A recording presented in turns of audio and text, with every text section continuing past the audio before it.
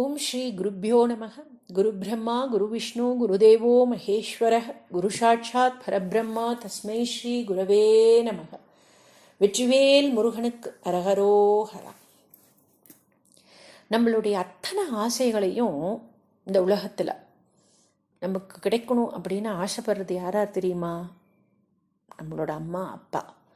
அப்புறம் அவளுக்கப்புறம் யார் நம்மளை நல்லா இருக்கணும், நம்மளோட ஆசைகள்லாம் நிறைவேறணும் வேண்டிக்கிறது யார் அப்படின்னு நம்மளோட குரு. அந்த குருக்கு மூலமாக நம்ம தெய்வத்தோட அந்த அனுகிரகத்தை பெறலாம். அப்படி ஒரு 12 வயசு சிறுவனாக இருக்கும்போது ஒரு பாலகனோட அந்த மிகப்பெரிய அந்த அறியா பருவத்தில் அந்த குழந்தை கேட்ட அந்த ஆசையை எப்படி நம்ம மகாபிரிவா தீர்த்து வைத்தார். அதாவது அந்த ஜென்மம் இல்லை, பல ஜென்மங்கள் கடந்து தான் அவருக்கு கிடைக்கும். குறிப்பாகவே மனுஷ பிறவியாகட்டும், ஏன் மிருகங்களுக்கு கூட நம்ம கஜேந்திர மோக்ஷம் அப்படிங்கிறத பார்க்குறோம். வீடு பேரு அப்படிங்கிற அந்த நிலையை தான் அடையணும்னு நம்ம ரொம்ப ஆசைப்படுவோம் எல்லாரும். அதாவது மறுபிறவியே இல்லாமல் அந்த சிவனோட அந்த பாதத்தை போய் நம்ம அடையணும், பெருமாளோட அந்த திருவடியே போய் அடையணும், மறுபிறவி அப்படிங்கிறது இல்லாமல் இருக்கணும் அப்படிங்கிறது தான் ஒவ்வொருத்தரோட ஆசை. ஆனால் அது நம்மளுக்கு அவ்வளோ சீக்கிரமாக கிடைக்குமா அப்படிங்கிறது தான் ஒரு பெரிய கொஷின் மார்க். இந்த 12 வயசு சிறுவனாக இருக்கும்போது அவனோட அந்த ஆசையை பெரியவாட்ட சொல்லி அதுக்கு அப்போதைக்கு இப்போதே சொல்லி வைத்தேனே அப்படிம்பார் ஆழ்வார். இந்த மாதிரி அந்த சிறுவனோட அந்த அபிலாஷையை எப்படி தீர்த்து வைத்தார் அப்படிங்கிறத இன்றைய மகாபிரிவா அனுகிரக கதைகளில் பார்க்கலாம். ஒரு சமயம் மகாபிரிவா ஆந்திர மாநிலத்திற்கு விஜய யாத்திரை ஏற்பாடு மேற்கொண்டிருந்த சமயம், பெரியவா ஒரு ஊரில் இருந்து மற்றொரு ஊருக்கு போகிற வழியில் திடீர்னு நல்ல மழை சோன்னு பிடிச்சுட்டு, பெரியவாவோட போனவாலாம் மழை பெய்யறது பெரியவா, நீங்கள் பல்லாக்கில் ஏறிக்கோங்கோ அப்படின்னு எவ்வளவோ கெஞ்சி பார்த்தா கூட பெரியவா அதைப்படி இத்தனை பேர் நீங்கள் எல்லாம் நினைஞ்சுட்டு வரேன், நான் மட்டும் அந்த பல்லாக்கில் ஏறினா சரியா இருக்குமா? சரியா வராது, நானும் நடந்தே வரேன் அப்படின்னு விறுவிறுன்னு நடக்க ஆரம்பிச்சிட்டார். ஆனால் அவர் மேற்கொண்டு அந்த நடக்க முடியாதபடி மழை நல்லா பலத்தது. அதனால என்ன பண்ணார் அப்படின்னா, அருகில் ஒரு கிராமத்தோட எல்லையில் ஒரு பழைய சிவன் கோவில் தெரிஞ்சோன்னு பெரியவா அங்கே போய் தங்கி மழையில் நனைஞ்ச அந்த காவி வஸ்திரத்தெல்லாம் மாற்றிண்டு அங்கேயே தங்கினார். அவர் அங்கே தங்கியிருக்கிற விஷயம் தெரிஞ்சோன்னும் எல்லாரும் பூர்ண கும்ப மரியாதையோட பெரியவால வரவேற்று வணங்கினாங்க. அனைவருக்கும் ஆசி வழங்கிட்டு சுவாமிகள் திருப்பி தம்மோட யாத்திரையை தொடர்ந்தார். சுமார் 8 மைல் சென்றதும் ஒரு கிராமம் வந்தது. அந்த கிராமத்தோட ஜமீன்தார் விஷயம் கேட்டு ஓடி வந்தார். அவரோட கிராம மக்கள் எல்லாரும் பெரியவாவை நமஸ்காரம் பண்ணிட்டு ரொம்ப பிரார்த்தனை பண்ணிண்டா, நீங்கள் எங்கள் கிராமத்தில் இருந்தே ஆகணும் அப்படின்னோடனே பெரியவா என்ன தோணித்தோ தெரியல, அவர் சரி நான் இங்கே ஒரு 21 நாள் இருக்கிறேன் அப்படின்னு சொல்லிட்டு அந்த ஊர்லேயே இருக்க சம்மதிச்சார். உடனே எல்லாரும் ஊர் மக்கள் கிராம பெரியவாள்லாம் சேர்ந்து அவள் தங்கறதுக்கு சத்திரத்தை ரெடி பண்ணி எல்லா வேலையும் கொட்டகையெல்லாம் போட்டு அவள் தங்கறதுக்கு எவ்வளோ சௌகரியம் பண்ணி தர முடியுமோ எல்லா சௌகரியத்தையும் பண்ணி கொடுத்தா. மறுநாள் காலம்புற பெரியவா ஸ்நானத்துக்கு போயிட்டு அன்னைய அனுஷ்டானங்கள்லாம் முடிச்சுட்டு திரும்பியதும் பூஜைக்கு ஆரம்பிச்சிடுவார், உட்காந்துருவார். ஆனால் பூஜைக்கு தேவையான எல்லா பொருளும் ஆனால் மெயினாக அந்த வில்வங்கிறது அந்த கிராமத்தில் எங்குமே கிடைக்கல. உடனே மடத்து காரியதசிக்கு ஒரே கவலையாக போயிடுது. என்ன கவலை அப்படின்னா, வில்வம் இருந்தால் தான் சந்திரமௌலீஸ்வரருக்கு பூஜை நடக்கும். பூஜை முடிஞ்சு எல்லாருக்கும் பிரசாதம் கொடுத்ததுக்கு அப்புறம்தான் பெரியவா பிக்ஷாவந்தனமே ஏற்றுப்பார். இப்படி பூஜை பண்ணாட்டி அன்னைக்கு பிக்ஷாவந்தனமே எடுத்துக்க மாட்டார். ஆஹா, வந்த முதல் நாளே இப்படியா, வில்வமே கிடைக்கலையே, அப்புறம் 21 நாள் இங்கே எப்படா இருக்கிறது, 21 நாள் வில்வமும் கிடைக்காட்டி எப்படி பூஜை இல்லாமல் எப்படி சுவாமி பெரியவா பிக்ஷையை ஏற்றுக்காமல் எப்படி இருக்க போகிறோமே அப்படின்னு அவருக்கு ஒன்றுமே புரியல. அவருக்கு கண்ணிலேருந்து ஜலம் வந்துடுது. பெரியவா எல்லா சந்தியாவந்தனம் முடிச்சுட்டு இங்கேருந்து அனுஷ்டானங்கள்லாம் முடிச்சுட்டு பூஜைக்கு வந்தோன்னே பொருளெல்லாம் பார்த்துட்டு வில்வம் இல்லையா அப்படின்னு கேட்டிருக்காரு. கேட்டோன்னே, இல்லை பெரியவா, ஊர் ஜமீன்தார்கிட்ட சொல்லியிருக்கேன், ஜமீன்தார் எல்லா ஆட்களையும் அனுப்பியிருக்கா, இங்கே எங்கேயுமே கிடைக்கலையா, இப்போ வந்துடும் பெரியவா அப்படின்னு சொல்லி வந்துடும் அப்படின்னு சொன்னோன்னே பெரியவாவும் ஒன்றும் பேசாமல் சத்திரத்துக்கு பின்னால் இருக்கிற மாட்டு தொழுகைக்கு போய் ஒரு கல் பாறையில் தியானம் பண்ண உட்காந்துட்டார். ஒரு 11 மணி இருக்கும். இன்னும் வில்வம் வரலையோ அப்படின்னு கேட்க, சரி இன்று சந்திரமௌலீஸ்வரருக்கு பூஜையோ பெரியவாளுக்கு பிக்ஷையோ இல்லையோ போல இருக்குன்னு இன்னும் 21 நாள் இங்கே இருக்கணுமேன்னு காரியதர்ஷிக்கு திக் பிரம்ம பிடிச்சிடுத்து. தியானம் பண்ணி கொண்டிருந்த பெரியவா திடீர்னு கண்ணை திறந்தா ஒரு சின்ன ஒரு சிரிப்பு சிரிச்சுட்டு மடத்தில் பூஜா கைங்கரியம் செய்வது வரும் ஒரு பையன் ஓடி வந்தான். தலையில் ஒரு பெரிய கூடையில் பச்சை பசேல்னு நிறைய 3 தலை வில்வம். பெரியவாளுக்கு ஒரே சந்தோஷம். வில்வமே கிடைக்காதுன்னு சொன்னேன், எப்படி கிடைச்சது? யார் இவ்வளவு ஸ்ரத்தையா வில்வதலத்தெல்லாம் பின்னம் பண்ணாமல் அழகாக பறிச்சிருக்காளே, வில்வம் தான் வந்துடுத்தே, அப்புறம் என்ன பூஜையை ஆரம்பிப்போம் அப்படின்னு சொல்லிட்டு சாஸ்திரோக்தமாக பூஜை எல்லாம் நடந்தது. நல்ல விஸ்தாரமாக பூஜை பண்ணால் பெரியவா. பிரசாதம் எல்லாருக்கும் கொடுத்துட்டு, யார் வில்வம் எடுத்துன்னு வந்தா அவளை கூப்பிடுங்க, பிரசாதம் வாங்கிட்டுக்கட்டும் என்ன அப்படின்னு பெரியவா சொன்னதும் ஸ்ரீகாரியம் அப்படியே நடுங்கி கொண்டு, பெரியவா இது யார் கொண்டாந்து வந்தான்னே தெரியல, இந்த கீழாண்ட வாசல்ல மண்டபத்து ஓரத்தில் மரவா ஒரு திண்ணையில் இது இருந்தது, இந்த கூடை இருந்தது, யார் வச்சதுன்னே தெரியல அப்படின்ட்டார். ஒரு கால் சந்திரமௌலீஸ்வரனே தன்னோட பூஜைக்கு எடுத்துட்டு வந்திருக்கலாமோ அப்படின்னு பெரியவா ஒரு ஹாஸ்யமாக சிரிச்சுட்டே சொன்னான். அன்னைக்கு முழுவதும் கோலாகலமாக பூஜை, பிரவச்சனம் எல்லாம் நடந்தது. ஊர் ஜனங்கள் எல்லாம் பரம சந்தோஷம். மறுநாள் காலையில் காரியதரிசி அந்த பையனிடம், அப்பனே இன்னைக்கு மண்டப மூலையில் வில்வம் இருக்கா அப்படின்னு பாரே என்றார். என்ன ஆச்சரியம், முந்தானேத்தி இருந்தா போலவே அங்கே ஒரு கூடை நிறைய வில்வம் இருந்தது. வில்வத்தை பார்த்தோன்னு பெரியவாளுக்கு அர்த்தபுஷ்டியுடன் அந்த காரியதரிசியை பார்த்து, ஆமாம் பெரியவா, இன்னைக்கு யாரோ கொண்டு வச்ச வில்வ கூடையே தான் இது, யார் இப்படி ரகசியமாக கொண்டு வைக்கிறதுன்னு கண்டுபிடி, நாளைக்கு விடிகாலம்புற முதல்ல நீ கண்காணி, அந்த ஆசாமியை கையோடு என்னாண்ட அழைச்சிண்டு வா அப்படின்னு மகா பெரியவா உத்தரவு போட்டார்.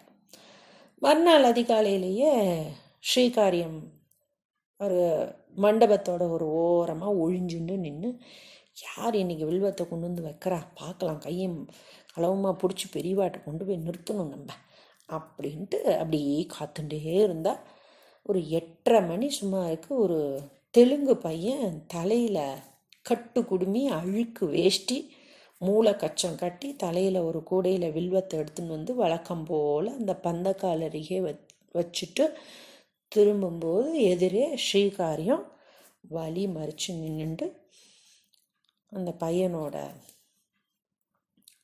முன்னாடி அப்படியே நின்றுட்டார். கையில் இடுப்பில் கையை வச்சுன்னு நின்றுட்டார். உடனே பையன் ஸ்ரீகாரியம் அவரோட காலில் விழுந்து வணங்கினான். ஸ்ரீகாரியம் அறகுறையாக தெலுங்குல, போயே నీళ్ళు పోసుకుని తలకు నూనె పెట్టుకుని నెత్తికి విభూతి పెట్టుకుని మంచి వేస్ట్గా కట్టుకుని రా, மத்தியானம் சாமிக்கிட்ட அழைச்சிட்டு போகிறேன் அப்படின்னு தமிழ்லேயும் தெலுங்குலேயும் அவருக்கு தெரிஞ்ச அந்த அரகுர தெலுங்கில் அவர்கிட்ட சொன்னோன்னே பையன் அப்படியே தலையை ஆட்டிட்டு அங்கேருந்து கிளம்பிட்டான். ஒரு 3 மணி சுமாருக்கு வெள்ளை வேஷ்டியாக நெத்தி பூரா விபூதியாக எண்ணெய் வழிய தலையை வாரி குடுமி முடிஞ்சுட்டு ரொம்ப பயபக்தியோடு அந்த பையன் மெதுவாக உள்ளே வந்தான்.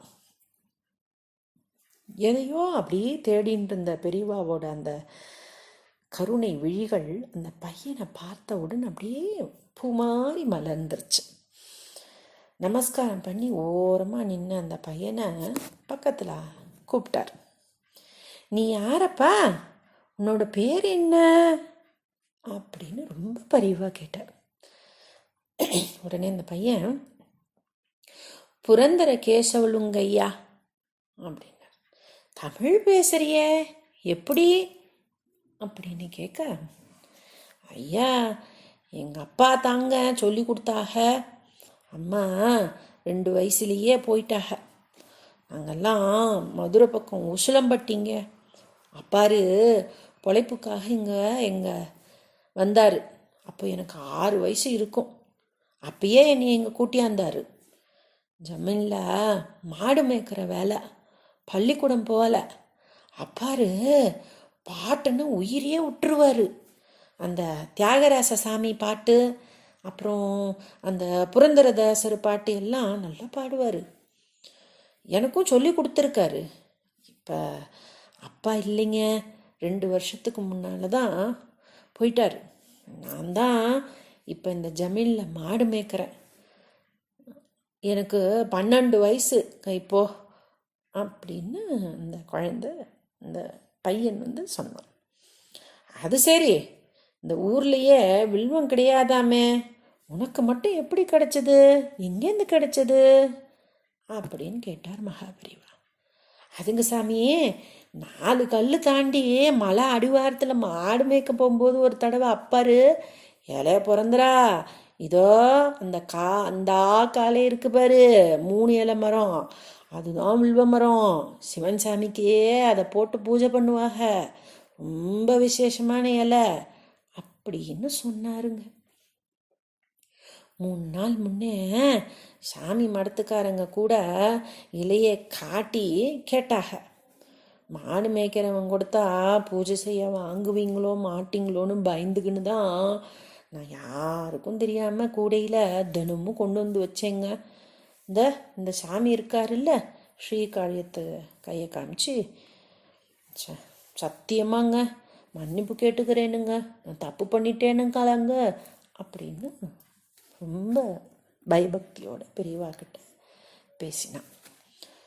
மகாபெரிவா அவனை கண்ணால் பரிபூர்ணமாக பார்த்து கொண்டே, புரந்தர கேசவலோ, உனக்கு எதுவும் வேணுமா, ஏதாவது ஆசை இருந்தால் சொல்லு, மடத்துலேருந்து செய்ய சொல்கிறேன் அப்படின்னார் மகாபெரிவா. சிவசிவா சாமி, எங்கள் அப்பாரு இலைய புரந்தரா, எதுக்கும் ஆசைப்படக்கூடாதுடா அம்பாரு. எனக்கு 2 ஆசைங்க. ஒன்று இப்போ சொல்கிறேன், மற்றது சாமி இந்த ஊர்லேருந்து போகிற அன்னைக்கு சொல்கிறேன் அப்படின்னு கண்லேருந்து பொல பொல பொல பொலன்னு கண்ணீரோடு அவன் சொன்னதை கேட்டனும் மகாபெரிவாக்கு மிக பரிவுடன், சரி புரந்தரா, உன்னோட முதல் ஆசை என்ன சொல்லு அப்படின்னு கேட்டார். சாமி, எங்கள் அப்பாரு எனக்கு புரந்தரதாசர், தியாகராசர் இவங்க பாட்டெல்லாம் கொஞ்சம் சொல்லி கொடுத்தாரு சாமி. அதை உங்கள் முன்னால் நீங்கள் இந்த ஊரில் இருக்கிற வரைக்கும் நான் பாடி காட்ட சாமி அனுமதி கேட்கணுங்க அப்படின்னு மகாபெரிவா கிட்ட கேட்டோன்னு மகாபெரிவா புலகாங்கிதமாயிட்டார். அப்படியே ஆகட்டும்டா, நீ பாடு, நான் கேட்குறேன் அப்படின்ட்டு, உனக்கு சந்திரமௌலீஸ்வரோட கிருபை எப்பயும் இருக்கு, நீ க்ஷேமமாக இருப்ப அப்படின்னு சொல்லி பெரியவா பிரசாதமும் தன் கழுத்துலேருந்து ஒரு துளசி மாலையையும் அவனுக்கு கொடுத்து ஆசீர்வாதம் செஞ்சார். பெரியவா ஊரில் இருக்கிற வரைக்கும் தினமும் வில்வமும் புரந்தரன் பாட்டும் பெரியவாளுக்கு கிடைச்சது. அவன் குரல் இனிமையாக இருந்த உச்சரிப்பு பிள்ளைகள் எல்லாம் அவ்வப்போது பெரியவா திருத்தி அவனோட பாட்டை கேட்டு ரசித்தார். இப்படியே 21 நாளும் போயிடுச்சு. 21ஆம் நாள் பெரியவா ஊரை விட்டு கிளம்புற நாளும் வந்துடுத்து. எல்லாருக்கும் ஒரே ஏக்கம். பிரசாதங்கள் வழங்கி புறப்படும்போது பெரியவா கண்கள் மட்டும் எதையோ தேடித்து. ஒரு ஓரத்தில் கண்ணில் தண்ணீரோட ஒரு கம்பத்தை கட்டி கொண்டு புரந்தரன் நின்று கொண்டிருந்தான். அவனை கை காட்டி அருகில் அழைத்து, புரந்தரா, உன்னோட 2வது ஆசையை இன்னைக்கு சொல்கிறேன்னு சொன்னியே, அது என்ன அப்படின்னு கேட்டார். சாமி, மாடு மேய்க்கிற வச்ச நாங்கள் பேசிக்குவோம், அப்பாரு சொல்லுவார், இதை பாடுறா புரந்தரா, நமக்கு சாமி கிட்ட ஒரே ஆசை தான் கேட்கணும். என்ன தெரியுமா?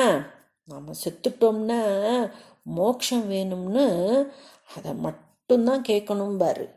சாமி, எனக்கு மோட்சம் கிடைக்கணும்னு அருள் செய்யுங்க சாமி அப்படின்னா அந்த 12 வயசு சிறுவன். அதை கேட்டோன்னு மகாபெரிவாக்கு கொஞ்சம் அதிர்ந்து தான் போனார். ஏன்னா அந்த 12 வயசுக்கே எல்லாருக்கும் என்னென்னவோ ஆசைகள், எனக்கு இது வேணும் அது வேணும் அப்படின்ட்டு. ஆனால் அந்த மாடு மேய்க்கிற குழந்தைக்கு அதான் வளர்ப்பு அப்படிங்கிறது. நம்ம அப்பா அம்மா என்ன சொல்லி கொடுக்குறோமோ அதுதான் அந்த குழந்தைங்களுக்கு வரும். அந்த குழந்தைக்கு மோட்சம் அப்படிங்கிறது என்னன்னு கூட தெரியாது, ஆனால் அப்பா மோட்சம் வேணும், அப்படி தான் நம்ம வேண்டிக்கணும் அப்படின்னு சொல்லி கொடுத்துருக்கார். கேட்டோன்னே மகாபெரிவா அதிர்ந்துச்சான், அப்படியே அதிர்ச்சி ஆயிட்டார். இந்த பரபிரம்ம வாஞ்சியோட அவனுக்கு அப்படியே அருள் செஞ்சார். புரந்தரா, உரிய காலத்தில் உனக்கு மோட்சம் கிடைக்க நான் சந்திரமௌலீஸ்வரையை வேண்டிக்கிறேன், நீ சந்தோஷமா போ என்று ஆசீர்வாதம் செஞ்சார். அதுக்கப்புறம் ஜமீன்தாரை கூப்பிட்டு, இந்த புரந்தரகேசவன் சம்பந்தமாக எல்லா விஷயங்களையும் மடத்துக்கு அப்பப்போ தெரியப்படுத்துங்கோ அப்படின்னு சொன்னார். அப்படியே வருஷங்கள் ஓடித்து. பல வருஷங்களுக்கு பிறகு ஒரு நாள் மத்தியானம் 2 மணி இருக்கும். பெரியவா திடீர்னு எழுந்து காமாட்சி அம்மனோட கோவிலுக்கு போய் அந்த புஷ்கரிணியில் சென்று ஸ்நானம் செய்து தியானத்தில் அமர்ந்தார். விட்டு 1 மணிக்கு ஒரு தரம் புஷ்கரிணியில் ஸ்நானம் செஞ்சு ஜபம் பண்ணினார். இது அப்படியே 6 மணி வரை அப்படியே இருந்தது. பெரியவா கரையேறினா. அப்போது 7 மணி இருக்கும். மடத்துலேருந்து வேகமாக சுவாமிகள் கிட்ட வந்தார். உடனே பெரியவா கண்ணாலேயே என்ன அப்படிங்கிற மாதிரி கேட்டார். கர்னூல்லேருந்து தந்தி வந்திருக்கு, யாரோ புரந்தரகேசவளோ சீரியஸ்னு அனுப்பியிருக்கா, யாருன்னு தெரியல பெரியவா அப்படின்னார் அந்த வந்தவர். காரியதர்சியிடம் பெரியவா சொன்னது இதுதான், அந்த புரந்தரகேசவளோ இப்போ இல்லை, சித்த முன்னாடி தான் காலாகதியா அடைஞ்சுட்டான். நான் அவன் ஊருக்கு போய் தங்கியிருந்த சமயம் கிளம்புற அன்னைக்கு எனக்கு நீங்கள் மோட்சம் வாங்கி கொடுக்கணும்னு கேட்டான்.